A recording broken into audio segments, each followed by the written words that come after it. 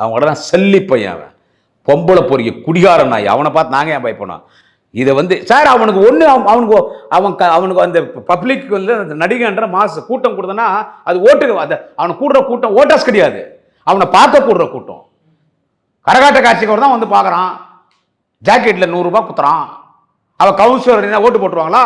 அதுதான் விஜய்க்கு ஒரு கூட்டம். இதோட இறங்கி பேச எனக்கு தெரில, என்ன சொல்றது, போட்டுருவாங்களா? அவன் வந்து அவன் கூட்டம் கூடுறாங்கன்னா அவன் மேலே நடவடிக்கை எடுக்கலன்னா அவனுக்கு ஒன்றுமே தெரியாதுங்க.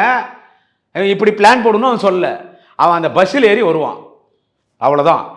இது இப்போ இந்த வேலை பார்க்கறது பூரா யாருன்னு கேட்டால் இவனுங்க. இப்போ அவனை அரெஸ்ட் பண்ணுறோன்னு வச்சுங்க, அவன் ஒரு கொலைகாரன், அவன் கொலைகாரன் தான் நான் சொல்லுவான், அரெஸ்ட் பண்ணுறோன்னு வச்சுங்க. ஆனால் தளபதி இப்படி சொல்லக்கூடாதுன்றாரு.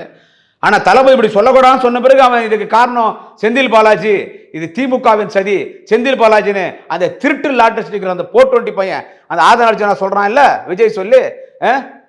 இப்போ இவனுங்க சொல்கிறாங்க இல்லை தளபதி தான் காரணம்னு சொல்லி.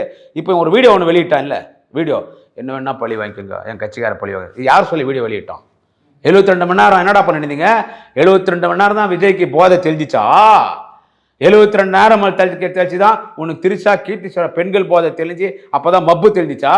குருமூர்த்திட்ட போய் ஆலோசனை நடத்துறான். யாருடா அவன் குருமூர்த்தி? எல்லாத்துக்கும் பஞ்சாயத்து பண்றது அவன் யாரு? இந்த நாட்டு மக்களுக்கு என்ன பண்ணியிருக்கிறான்?